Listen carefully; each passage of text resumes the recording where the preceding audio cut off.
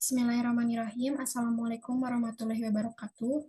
Yang terhormat Ibu Eriska Ginalita, SHMH, selaku dosen pengampu mata kuliah Hukum Ketenagakerjaan dan teman-teman yang saya banggakan, kami dari kelompok 3 akan menyampaikan presentasi kami mengenai tindak pidana pasal 104 ayat 1 huruf A Undang-Undang Nomor 13 Tahun 2004 tentang penempatan dan perlindungan tenaga kerja Indonesia di luar negeri, Junto Pasal 55 ayat ke-1, ayat 1 ke-1 KUHP.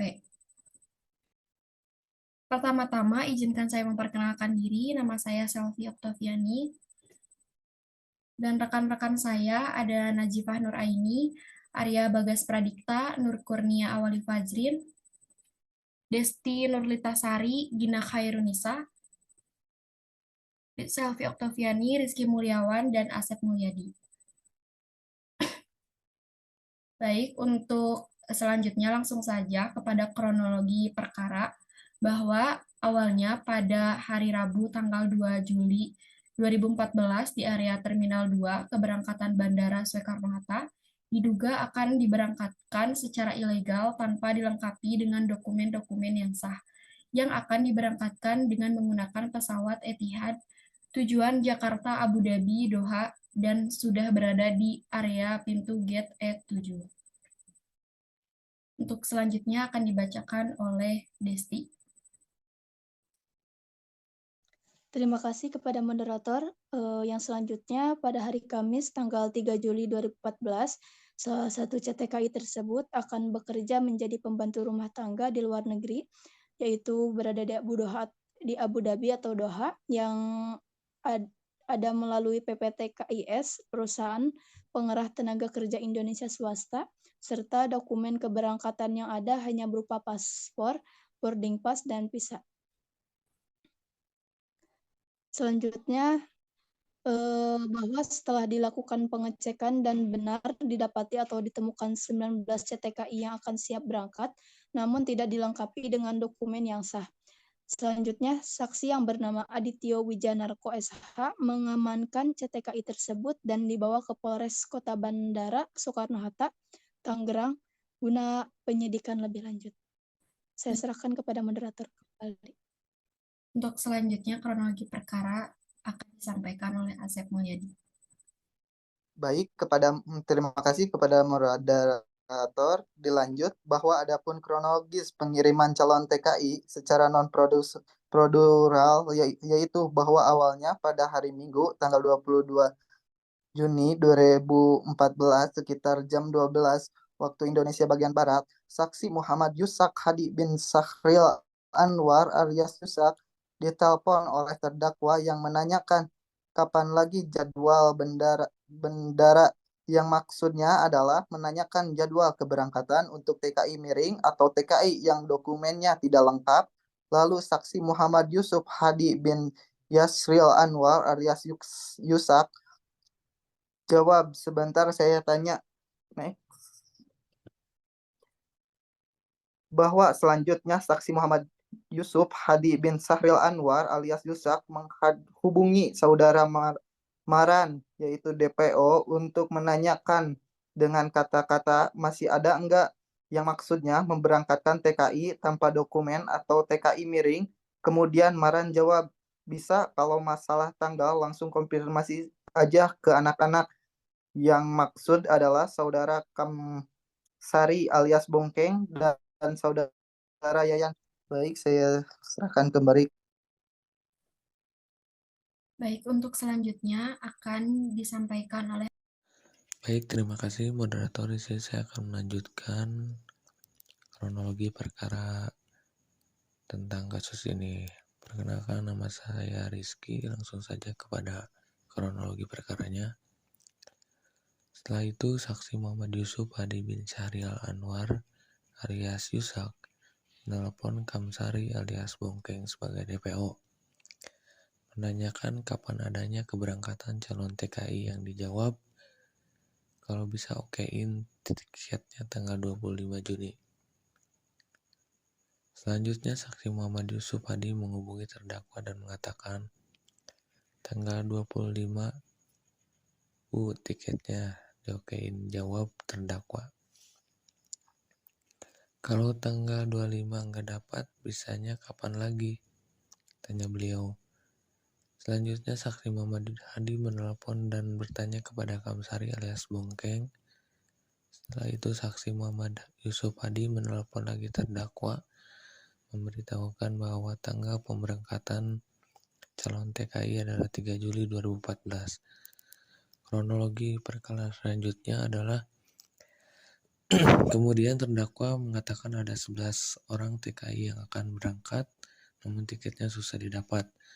Lalu aksi Muhammad Yusuf menyarankan terdakwa untuk menghubungi saudara Awan sebagai DPO juga karena tahu jalur pemberangkatan tiket Etihad Airways.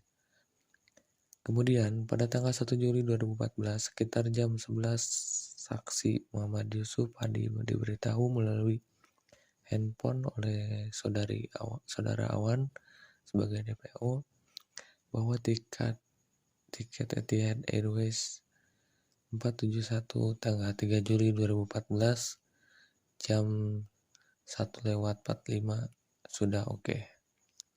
Mungkin itu saja kronologi perkara yang bisa saya bacakan. Lalu bahwa kemudian saksi Muhammad Yusuf Hadi menghubungi MAN untuk konfirmasi bahwa tiket sudah oke dan apakah benar bisa berangkat atau tidak TKI-nya. Karena saksi Muhammad Yusuf Hadi khawatir tidak bisa berangkat mengingat jumlah banyaknya, namun MAN jawab sudah bawa aja ke bandara, nanti malam Bongkeng ambil paspornya. Nah, lalu bahwa selanjutnya saksi Muhammad Yusuf Hadi menghubungi terdakwa untuk mengantar paspor para calon TKI untuk diserahkan kepada Awan sehari sebelum keberangkatan dengan janji untuk bertemu di pinggir jalan di dekat penampungan Bu Desi dari PT El Safa. Next. Lalu bahwa setelah paspor diterima oleh Awan, DPO selanjutnya paspor tersebut diserahkan kepada saksi Yayan. Lalu bahwa selanjutnya pada Rabu tanggal 2 Juli 2014 sekiranya pukul 21.00 WIB, saksi Muhammad Yusuf Hadi mendapat SMS dari Awan yang memberitahukan bahwa ke-36 orang TKI sudah masuk ke gate dan siap untuk berangkat. Mungkin sekian dari saya kembalikan kepada moderator. Baik, terima kasih. Untuk selanjutnya, kronologi perkara yang terakhir akan dibacakan atau disampaikan oleh Azin beserta dakwaannya.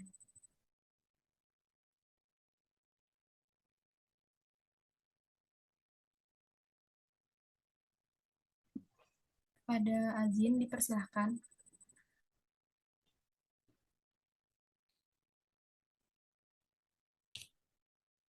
Baik, terima kasih kepada moderator.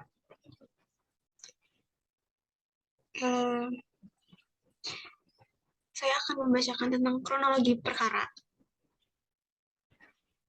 Bahwa kemudian pada hari Kamis tanggal 3 Juli 2014, sekira jam 1.30 WIB, saksi Muhammad Yusuf Hadi mendapat telepon dari Kamsari alias Bongkeng atau DPO, memberitahukan bahwa 36 orang calon TKI termasuk 11 calon TKI milik terdakwa tidak jadi berangkat ke Abu Dhabi karena diamankan oleh anggota polisi Polres Kota Bandara Soekarno-Hatta Tangerang karena tidak dilengkapi dengan surat-surat yang sah.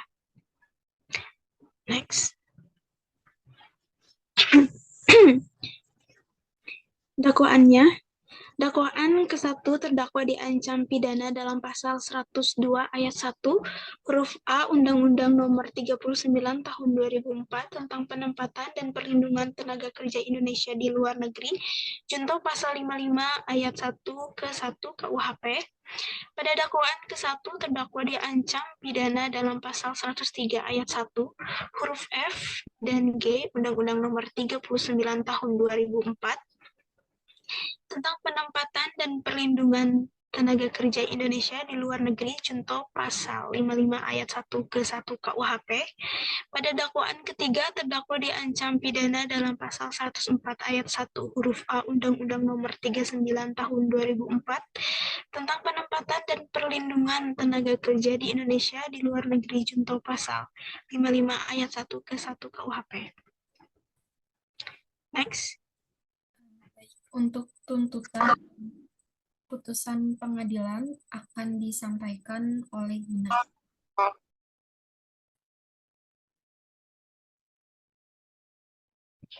Baik, terima kasih kepada moderator. Di sini saya akan memaparkan tuntutan dari Jaksa Penuntut Umum.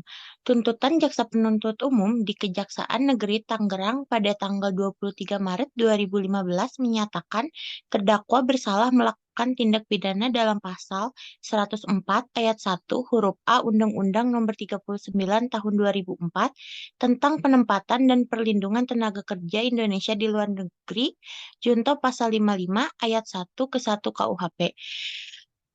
Jaksa Penuntut Umum juga menjatuhkan pidana penjara 5 bulan dikurangi masa penahanan kota dengan perintah terdakwa ditahan dengan denda 100 juta rupiah subsidiar 3 bulan kurungan. Next. Lalu selanjutnya ada putusan Pengadilan Negeri Tangerang. Putusan Pengadilan Negeri Tangerang nomor 2439 garis miring pidana khusus garis miring 2014 garis miring pidana negeri Tangerang pada 13 April 2015 menjatuhkan pidana penjara 4 bulan dan denda 100 juta rupiah dengan ketentuan apabila denda tersebut tidak dibayar diganti dengan pidana penjara 1 bulan. Baik, sekian dari saya kembalikan lagi kepada moderator. Baik, selanjutnya untuk putusan Pengadilan Tinggi Banten dan putusan kasasi akan disampaikan oleh Nazifah. Baik, terima kasih kepada moderator. Di sini saya akan membacakan tentang putusan Pengadilan Tinggi Banten untuk perkara nomor 80 garis miring PID garis miring 2015 garis miring Pengadilan Tinggi Banten tanggal 2 September 2015. Yang pertama, menerima permintaan banding dari JPU dan terdakwa. Yang kedua, memperbaiki putusan Pengadilan Negeri Tangerang nomor 22439 garis miring pidana khusus garis miring 2014 garis miring Pengadilan Negeri Tangerang tanggal 13 April 2015. Maka dari itu, Pengadilan Tinggi Banten memutuskan pidana penjara 4 bulan dan denda 100 juta rupiah dengan ketentuan. Apabila denda tersebut tidak dibayar, diganti dengan pidana penjara 1 bulan. Next. Selanjutnya adalah putusan kasasi. Mahkamah Agung menolak permohonan kasasi dari penuntut umum pada Kejaksaan Negeri Tangerang dan pemohon kasasi 2 terdakwa atas nama Frenzy Ankau SSI menjatuhkan pidana penjara 4 bulan dan denda 100 juta dengan ketentuan apabila denda tersebut tidak dibayar maka diganti dengan pidana penjara 1 bulan.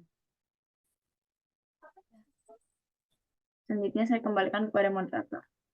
Terima kasih. Dan selanjutnya mengenai analisis kasus bahwa dalam putusan yang dikeluarkan pengadilan pada 13 April 2015 menjatuhkan pidana penjara 4 bulan dengan denda 100 juta rupiah dengan ketentuan apabila denda tersebut tidak dibayar diganti dengan pidana penjara selama 1 bulan sesuai dengan Undang-Undang Nomor 39 Tahun 2004 Pasal 104 Ayat 1 setelah dilakukan analisis bahwa putusan yang dikeluarkan pengadilan masih kurang sesuai dengan tindak pidana yang telah dilakukan para pelaku terhadap penempatan dan perlindungan tenaga kerja di Indonesia di luar negeri.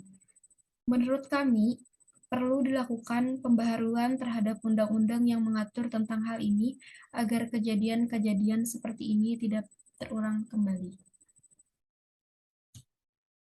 Baik, alhamdulillahirrabbilalamin.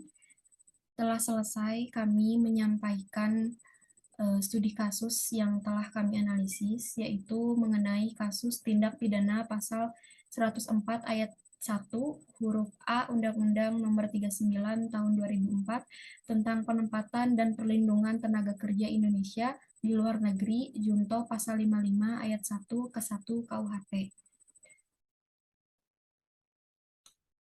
Terima kasih atas perhatiannya. Mohon maaf bila masih ada kekurangan dalam menyampaikan materi. Wassalamualaikum warahmatullahi wabarakatuh.